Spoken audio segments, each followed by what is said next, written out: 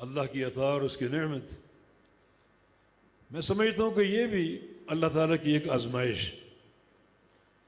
یہ اور کڑا امتحان بن جاتا ہے اور کڑی یہ مشکل ہو جاتی ہے۔ رسول اللہ صلی اللہ علیہ وسلم کی ایک حدیث جو صحیح و ترغیب و ترہیب میں شیخ البانی رحمہ اللہ لائے ہیں صحیح سند کے ساتھ، اللہ کے نبی کو فرمان ہے اذا انعم اللہ علی عبد علی ما فیہ فہو من اللہ استدراج، اگر اللہ تعالیٰ کسی قوم کو نعمتیں دیتا ہے یا کسی بندے کو نعمتیں دیتا ہے اس کے گناہوں کے باوجود اور معصیتوں کے باوجود،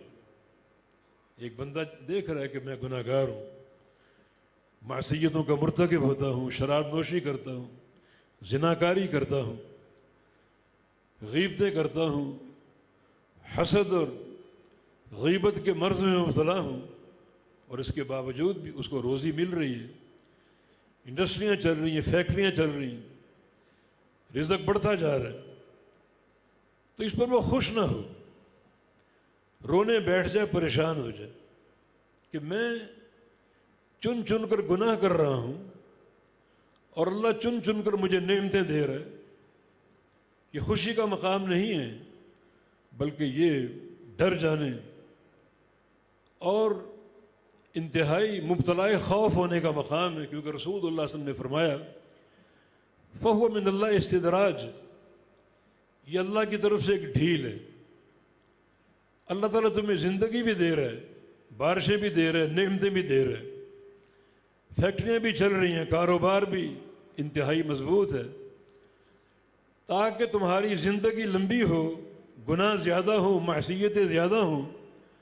اور پھر ایک ہی دم پکڑوں اور ان بھیانک گناہوں کی تمہیں سزا دوں۔ فَيَوْمَئِذٍ لَا يُعَذِّبُ عَذَابَهُ أَحَدٌ وَلَا يُوثِقُ وَثَاقَهُ أَحَدٌ، پھر ایسا عذاب دوں گا کہ کوئی دنیا کی طاقتیں اکٹھی ہو کر ویسا عذاب نہیں دے سکیں گی، ایسی پکڑ پکڑوں گا کہ کوئی تمہیں چھڑا نہیں سکے گا۔ تو پھر یہ بارشوں کا برسنا، انفرادی اور اجتماعی رزق کے خزانوں کا مل جانا، بندہ اس پر اترانے کی کوشش نہ کرے، خوش ہونے کی کوشش نہ کرے، اپنے گریباں میں جھانکے کہ میں تو گناہ کر رہا ہوں اور گناہوں کا تقاضا یہ ہے کہ مجھے برباد کر دیا جائے، مگر یہاں مجھے خزانے مل رہے ہیں، بے تحاشا پرافٹ ہو رہا ہے کاروبار میں، تو اس پر وہ پریشان ہو، ملول ہو، حزین ہو کہ ایسا کیوں ہو رہا ہے۔ یہ ایک قانون قدرت ہے، وَنُمْلِي لَهُمْ إِنَّ كَيْدِي مَتِينٌ وَأُمْلِي لَهُمْ إِنَّ كَيْدِي مَتِينٌ، ہم اگر ڈھیل دیتے ہیں تو اس پر اترانے کی ضرورت نہیں ہے، بلکہ یاد رکھو ڈھیل دینے کے بعد جب پکڑوں گا وہ پکڑ بڑی ہولناک اور بڑی بھیانک ہوگی۔ کچھ لوگ وہ ہیں جنہیں گناہوں کی سزا فوری دے دی جاتی ہے اور ان کا معاملہ دنیا سے ختم کر دیا جاتا ہے، وہ گناہوں کا خمیازہ بھگتیں گے، اور کچھ لوگ وہ ہیں جو گناہ کرنے کے باوجود لمبی عمر پاتے ہیں،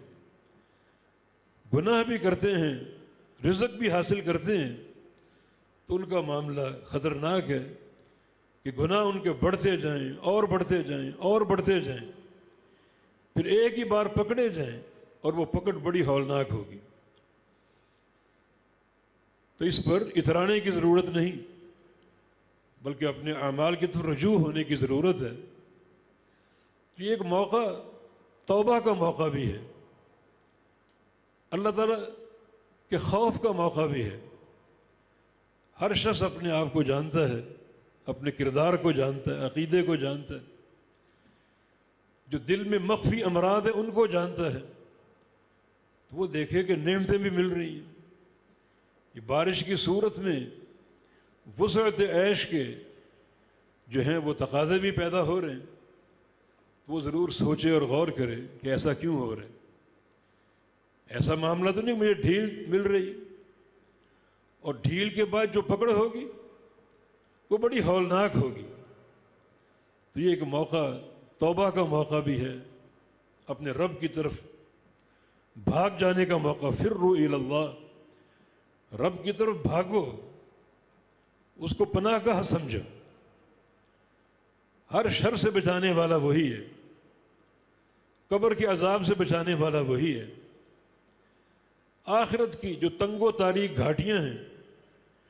بچانے والا وہی ہے۔ اس کی طرف دوڑو اور بھاگو اس عقیدے کے ساتھ